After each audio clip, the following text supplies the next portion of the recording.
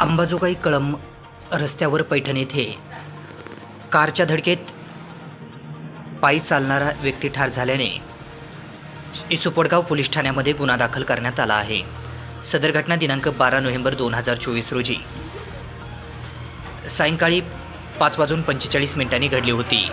म्हणून या प्रकरणी दिनांक 5 डिसेंबर 2024 रोजी दुपारी 3:32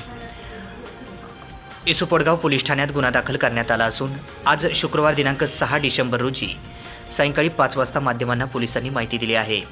इसुपडगाव पोलीस ठाण्याच्या हद्दीमध्ये असणाऱ्या अंबाजोगाई ते कळंब रस्त्यावर पैठण येथे